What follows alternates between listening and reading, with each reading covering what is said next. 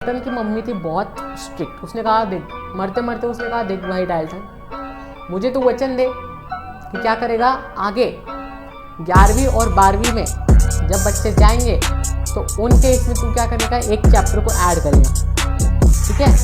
और इसके ऊपर जो है ना बच्चों का पूरा दिमाग खराब हो जाना, ऐसा तेरे को चैप्टर बनाना। हेलो गाइस, कैसे हो सब लोग। Today we are going to start our new chapter atomic structure. देखो यार, सबसे पहले बात थैंक यू टू ऑल, आप सबने हमें इतना सपोर्ट किया, इतना प्यार दिखाया।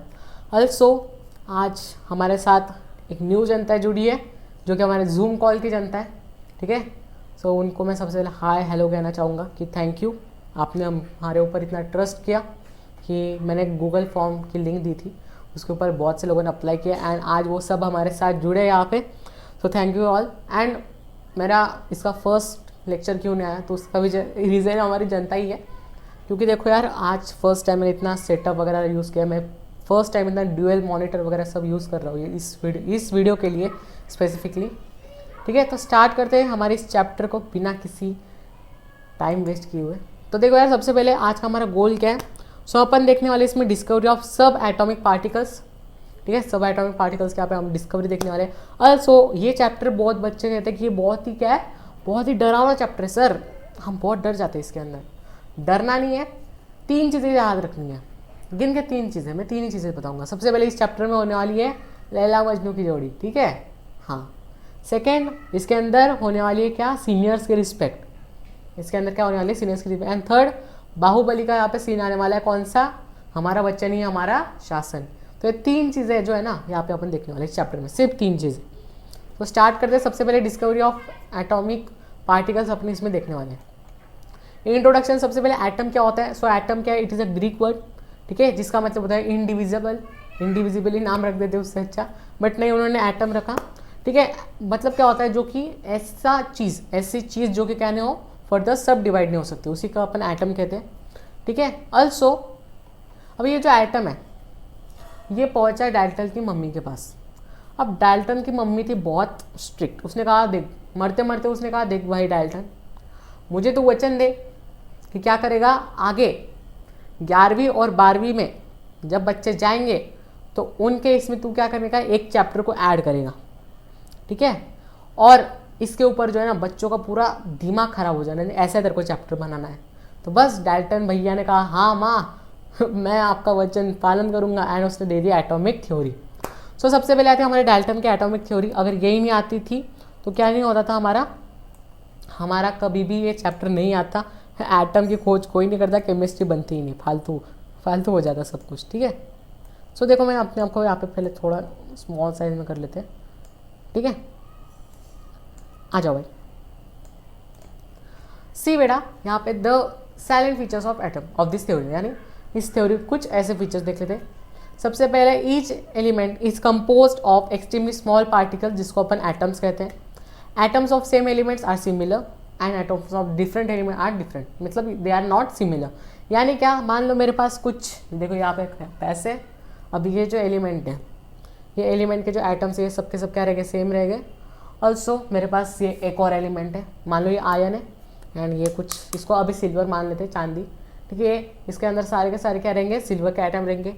इसके अंदर सारे के सारे आयन के एटम रहेंगे, या फिर जो जिससे बना है एल्यूमिनियम, जिससे भी ये बना है, तो उसके क्या रहेंगे यहाँ पे इसके अंदर एटम्स रहेंगे। And atoms of different element take part in a chemical reaction to form molecules.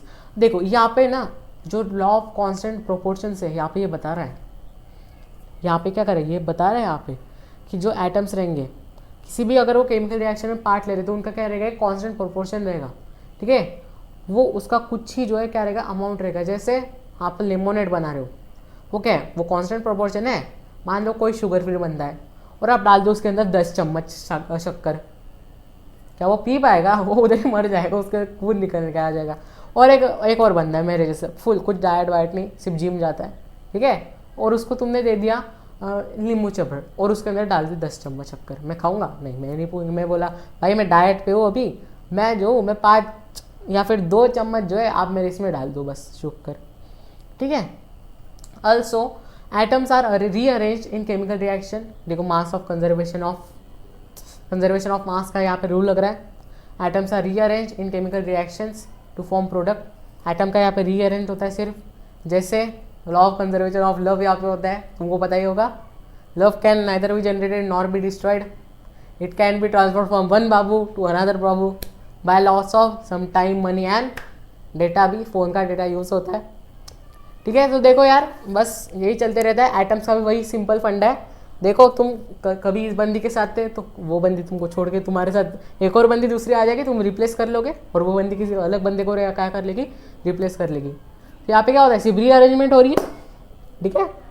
बस यहाँ पे क्या होता है, रीअरेंजमेंट। सेम इन केस किसके, यहाँ पे भी वही होता है। आगे इसके थ्योरी के ड्रॉबैक्स भी थे। सबसे पहला ड्रॉबैक था सबसे पहला था डिस्कवरी ऑफ सब एटॉमिक पार्टिकल। देखो इसने कहा था एटम कभी डिविजिबल नहीं है, मतलब वो क्या है, वो इनडिविजिबल है। तो जैसे ही सब एटॉमिक पार्टिकल्स की यहाँ पे कहीं डिस्कवरी हुई, हमारे माइकल फराडे इलेक्ट्रोलाइसिस किया, सब एटॉमिक्स का पता चल गया, बस खत्म। एंड डिस्कवरी आइसोटोप्स हुआ था। आइसोटोप्स की वजह से जो है भाई का पूरा नट गया यहाँ पे सब। कैथोड रे एक्सपेरिमेंट सबसे इंपॉर्टेंट एक्सपेरिमेंट है, बताइए। इस एक्सपेरिमेंट को जो है ना एक डिस्चार्ज ट्यूब में किया गया था, जो कि बनाई थी विलियम्स क्रुक साहब ने। तो देखो इसने क्या कर दिया था, एक ट्यूब बनाई थी जिसको अपन डिस्चार्ज ट्यूब कहते हैं, एंड उसी को लिया हमारे इस बंदे ने कैथोड एक्सपेरिमेंट में यहाँ पे लिया। एंड यहाँ पे क्या कर दिया, उस ट्यूब के अंदर एक साइड को लगा दिया यहाँ पे कैथोड, ठीक है, तुमको यहाँ पे दिख रहा होगा, या एक साइड को क्या लगा दिया, यहाँ पे कैथोड लगा दिया, एंड अनदर साइड को क्या लगा दिया, यहाँ पे एनोड लगा दिया। अब देखो जो जहाँ पे एनोड का जो पोर्शन था ना, वहाँ पे लगा दिया फॉस्फोरेसेंट सब्सटेंस यहाँ पे लगा दिया, यानी ZnS यानी जिंक सल्फाइड का यहाँ पे रखा दिया। ऑल्सो लो प्रेशर यहाँ पे क्या कर दिया, कंडक्ट करवा दिया गया इस ट्यूब के अंदर, एंड इसको एक अंधेरे कमरे में रखा दिया, ठीक है। एक अंधेरे कमरे के अंदर क्या कर दिया, इसको रख दिया। अब देखो, अब इससे वो डर गया क्या, नहीं, वो अंधेरे कमरे में नहीं, वो डरा नहीं। उसने क्या किया यहाँ पे, सिंपली देखो उसने क्या किया यहाँ पे, व्हाट ही डज, उसने यहाँ पे चार्ज को यहाँ पे क्या कर दिया, ऑन कर दिया, एंड वहाँ पे उसको क्या दिखने लग गई, एक ट्यूब से जो है एक लाइटर जाने लग गई, ठीक है। मतलब उसको दिख रही नहीं थी, सिर्फ वहाँ पे जो क्या कर रहा था, जो जिंक सल्फेट था वहाँ पे क्या कर रहा था, वहाँ पे ग्लो करने लग गया, ZnS ग्लो करने लग गया। अब ये बोल रहा वाह एकदम मस्त काम हो गया, ये तो यहाँ पे ग्लो करने लग गया है। अब उसने क्या कर दिया, एक फ़ैन भी लिया, what he does, he took a fan, and उस फैन को भी उसके अंदर लगा दिया। अब देखो जैसे ही फिर से ये एक्सपेरिमेंट किया गया, फैन घूमने लग गया। जो बोला अरे ये तो कुछ अलग ही होने लग गया भैया, इसके मतलब कुछ तो है यहाँ पे। सो बस इसके फिर कुछ कंक्लूजन आए, जैसे मतलब प्रॉपर्टी आए। सबसे पहली प्रॉपर्टी थी cathode rays travel in straight line, ये कभी भी स्ट्रेट लाइन में ट्रैवल होते हैं। Then the ray produce the glow when they strike to ZnS screen, ठीक है, जिंक सल्फाइड की स्क्रीन के जो वो क्या कर रहे थे, स्ट्राइक कर रहे थे, तब वो क्या कर रहा था, प्रोड्यूस ग्लो, वो ग्लो को यहाँ पे प्रोड्यूस कर रहा था। When small pin of wheel, ठीक है, जब वो उसके अंदर मतलब पंखा रखा गया बेसिकली, तो वहाँ पे क्या हो गया, वो मोशन में वो मोशन करने लग गया वहाँ पे। देन कैथोड रे, देखो इससे क्या कंक्लूजन लिखा उन्होंने, क्या कंक्लूजन यहाँ पे निकाला कि जो कैथोड रे हैं they consist of some particle, ठीक है, some material particles which have some definite mass, जिसके अंदर क्या हो, कुछ मास हो, एक कुछ डिफाइनाइट यहाँ पे क्या हो, मास हो, बस ये निकल गया। ऑल्सो जो कैथोड रेज है, ठीक है, या फिर जो ये रेज है ये डिफ्लेक्ट भी होती है बाय इलेक्ट्रिक फील्ड या फिर मैग्नेटिक फील्ड से। When the rays are passed between two electrical charge plate, these rays are deflected toward the positive charge plates. It shows the cathode ray carry negative charge. These particles carry negative charge. मतलब क्या होता है, ये अगर तुम particle मतलब को अगर तुम पास करोगे तो ये किसके ऊपर जो है डिफ्लेक्ट होगी, जो पॉजिटिव है, क्योंकि ये कैथोड क्या है, निगेटिव है। एंड जैसे रेज निकली तो किसके ऊपर आएगी, वो किसके ऊपर साथ डिफ्लेक्ट होगी, पॉजिटिव के ऊपर, क्योंकि positive charge always attract each other, ठीक है। कपल्स को देखा ही होगा तुमने, एक लड़ने वाला रहता है, एक शांत रहता है, and they attract each other. Big boss देखते हो ना, बस वहाँ पे भी वही चलता है।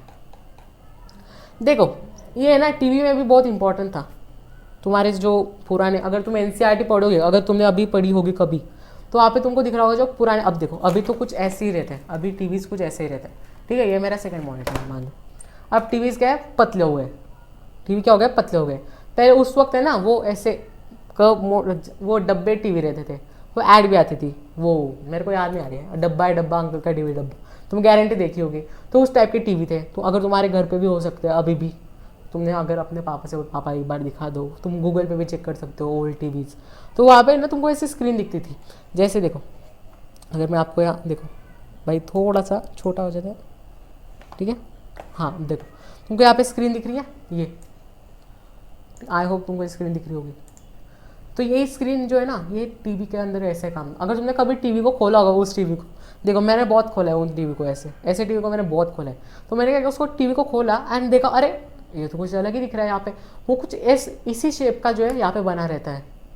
तो ये जो है ना, यहाँ पे क्या रहता है, एक निगेटिव चार्ज रहती है, यहाँ पे प्लेट रहती है एंड आगे अगेन जिंक सल्फेट के क्या लगा रहती है, यहाँ पे कोटिंग कर दी जाती है। बस कैथोड रे से क्या है, रेज निकली एंड ऊपर क्या लगा दिया, यहाँ पे मैग्नेट, ऊपर एक मैग्नेटिक फील्ड लगा दी, एक इलेक्ट्रिक फील्ड लगा दी। यहाँ पे तुम यहाँ पे देख सकते हो, एक यहाँ पे क्या लगा दी, यहाँ पे इन्होंने लगा दी इलेक्ट्रिक फील्ड एंड उसके साइड में क्या लगा दिया, मैग्नेट लगा दिए।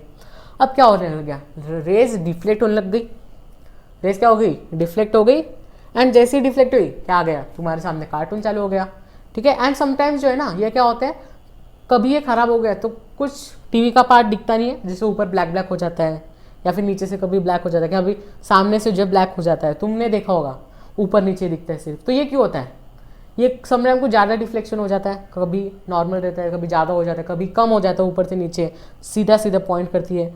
सो यही होता है, मतलब हमारे घर में भी था ना, जब पहले था तो हमारे साथ भी यही प्रॉब्लम होती थी। तो ये था कैथोड रे का एक्सपेरिमेंट। अब इलेक्ट्रॉन के ऊपर आते, इलेक्ट्रॉन क्या है,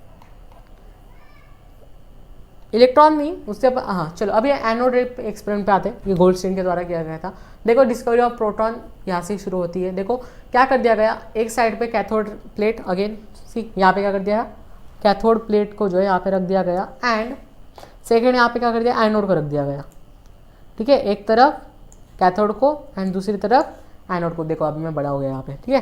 तो देखो यहाँ पे क्या कर दिया, कैथोड को रख दिया गया एंड यहाँ पे एनोड को रख दिया गया, ठीक है, ये यहाँ पे एनोड आ गया हमारा। एंड अगेन यहाँ पे क्या कर दिया, जो कैथोड था, तो कैथोड के यहाँ पे क्या कर दी, जिंक सल्फेट की अगेन यहाँ पे क्या कर दी, और कोटिंग कर दी, कोटिंग तो कर दी। अब प्रॉब्लम क्या है, कुछ प्रॉब्लम नहीं है, करंट फिर से पास करवा दिया गया एंड अगेन सरप्राइजिंगली फिर से ZNS क्या हो गया, ग्लो करने लग गया। अब इसने कहा भाई करंट फिर से दौड़ रहा है, इसका मतलब यहाँ पे भी क्या है, रेज प्रेजेंट है एंड इन रेज को यहाँ पे नाम दिया गया कैथोड रेज या फिर कैनल रेज, यहाँ पे जो है नाम यहाँ पे दे दिया गया। सो बस यही थी हमारी एनोड रे या फिर हाँ यही थी हमारे एनोड रे एक्सपेरिमेंट, ठीक है। आगे बढ़ते हैं अभी। हाँ अब देखो इसके भी कुछ कंक्लूजन यहाँ पे निकलते हैं। ये क्वेश्चंस आते हैं एग्जाम में, मैं ये नहीं बोलूँगा कि नहीं आते, मत करो, ये आते हैं एग्जाम में, 11th में खास कर आते हैं। सबसे पहले अगेन इनकी प्रॉपर्टी सेम है इसके अपने कैथोड रे जैसी, they travel in straight line, also these ray also rotate the wheel, same उन्होंने फैन रोटेट किया था, means they also have some definite mass, also in the presence of electric and magnetic field they deflect, ठीक है। अब देखो ये क्या है, दीज आर पॉजिटिवली चार्ज, तो ये किसकी तरफ डिफ्लेक्ट हो गए, वो निगेटिव थे तो वो पॉजिटिव के तरफ जा रहे थे। अब ये क्या है, ये पॉजिटिव थे, किसकी तरफ जाएंगे, ये निगेटिव के ऊपर जाएंगे, ठीक है। दे सी यहाँ पे भी दिखा है, toward negatively charge atom, they get deflected toward negatively charge atoms या फिर जो है चार्जेस, ठीक है, चार्ज प्लेट के ऊपर।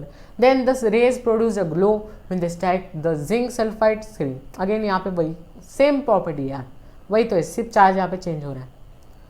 अब यहाँ पे EM की बात अगर मैं करूँ, ठीक है, यानी क्या, चार्ज पर मास, अगर मैं इसकी बात करूँ तो सबसे पहले अपने को देखना पड़ेगा इलेक्ट्रॉन को कि इलेक्ट्रॉन क्या है।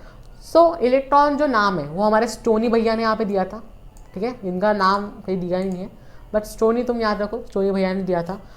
इन्होंने क्या किया, इन्होंने उसका चार्ज क्या है वो उन्होंने सिर्फ उसका नाम दिया, बाद में अपने को पता चला charge mass and specific charge क्या रहता है। तो सबसे पहले चार्ज रहता है -1.6 × 10 की पावर -19 कूलम। इसका अगर मास देखो तो वो होता है 9.1 × 10 की पावर -28 ग्राम, किलो में करोगे तो बस आगे 3 और लगा दो यानी 31 किलोग्राम, एंड AMU में कैलकुलेट करोगे तो वो होता है 0.00055 एटॉमिक मास यूनिट। ऑल्सो इसका स्पेसिफिक चार्ज यानी क्या होता है, आपका चार्ज पर मास यानी आपका कूलम पर किलो यहाँ पे निकल के आता है 1.76 × 10 की पावर 11 कूलम पर किलो। देखो यार मेरे को लर्न हो गया। ठीक है, आगे बढ़ते हैं। देखो यार, EM of electron does not depend on nature of gas. यानी क्या, जो इलेक्ट्रॉन होगा किसी भी गैस का वो सबके सब सेम होगी। जैसे वो तुमने डायलॉग सुना होगा, कौन सी मूवी, मेरे को मूवी का नाम नहीं है, बट नाना पाटेकर का डायलॉग था कि ये हिंदू का खून है, ये मुस्लिम का खून है, ये सबका खून है और सबका खून लाल होता है। ठीक है, ये तुमने डायलॉग सुना होगा ऑब्वियस है। ठीक है, बाद में वो आशीष चंद्र का सुना होगा, ये टॉपर का खून, ये मिडल बेंचर का खून, ये बैक बेंचर का खून, सबका खून है कि तूने क्या को खा लिया। बस ये भी वही है। ये जो ये हाइड्रोजन का इलेक्ट्रॉन, ये जो आपका सोडियम का इलेक्ट्रॉन, लिथियम का, ये कैल्शियम का, ये रेडियम का इलेक्ट्रॉन, सबके इलेक्ट्रॉन सेम है। तूने क्या उखाड़ा, सेम। अब यहाँ पे आते हैं आपके कौन, यहाँ पे आते हैं आपके प्रोटॉन। प्रोटॉन क्या है, प्रोटॉन हमारे रदरफोर्ड यहाँ पे आते हैं। ऑल्सो इसका चार्ज होता है 1.6 इंटू 10 की पावर -19 कूलम। देखो वहाँ पे -1.6 था, यहाँ पे पॉजिटिव 1.6, ये इंपॉर्टेंट है। देन मास होता है इसका 1.67 इंटू 10 की पावर -27 किलोग्राम। ग्राम में कन्वर्ट करोगे 3 हटा दो यानी 24 ग्राम आ जाएगा। एंड अगर AM की बात करें तो वो होता है 1.007 AMU। अच्छा, बस इतना सिंपल है। अब इम्पॉर्टेंट है। देखो इसका स्पेसिफिक चार्ज होता है 9.58 इंटू 10 की power 7 coulomb per kilo. And इसका EM है ना, EM बहुत इंपॉर्टेंट है। इसका EM बहुत इंपॉर्टेंट है, ये तुम ध्यान में रखो।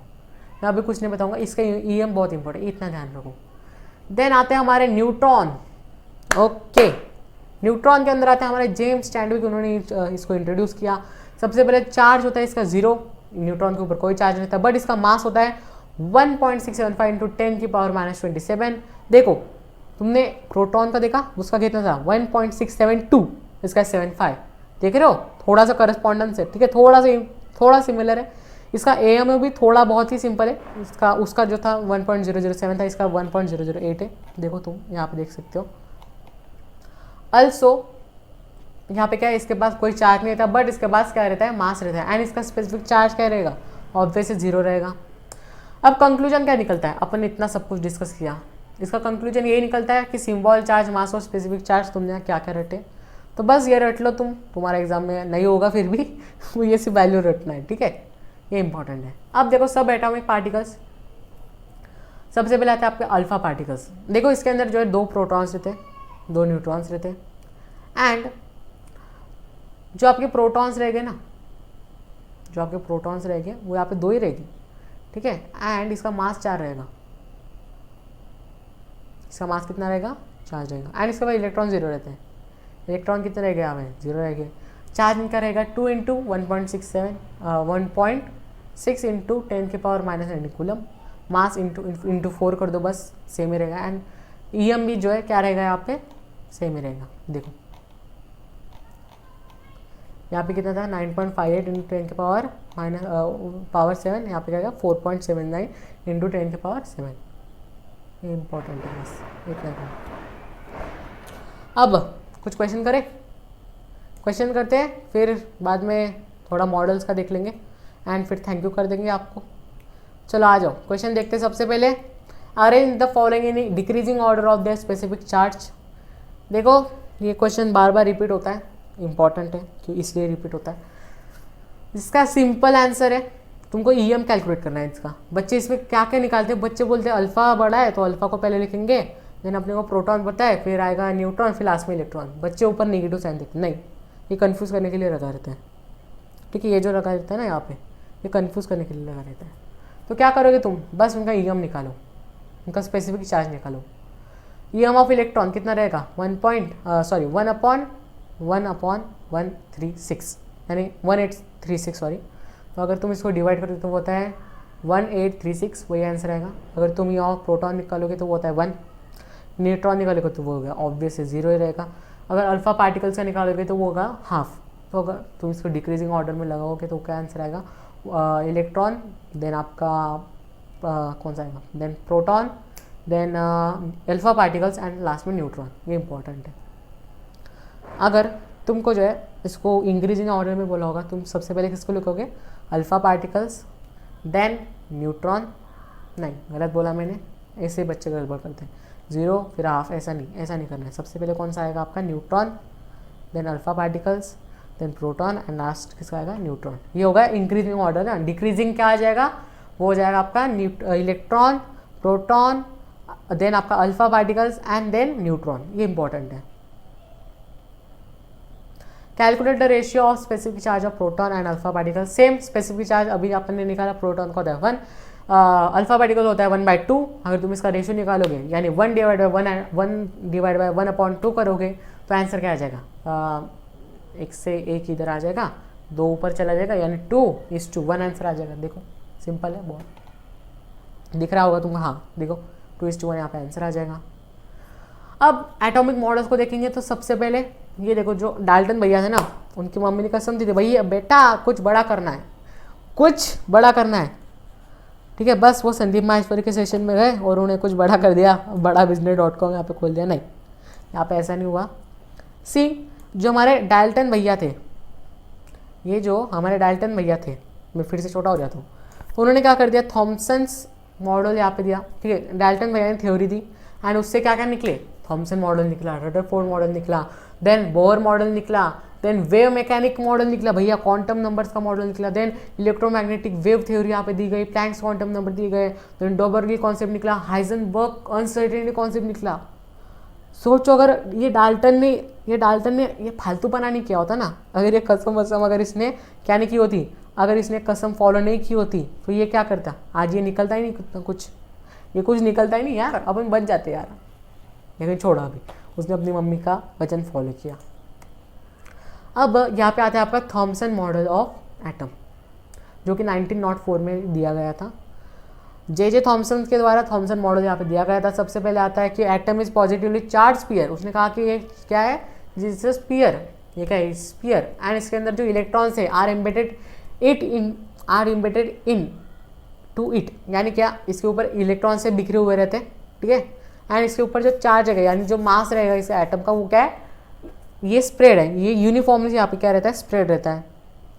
अल्सो देखो, मैं यहाँ पे फिर से बैठा हो जाऊँ, मान लो मेरे पास क्या है, यहाँ पे ये पानी की बॉटल है, ठीक है, एंड मेरे को यहाँ पे लग रही प्यास भाई जूम वालों तुम भी थोड़ा पानी पी लो यार।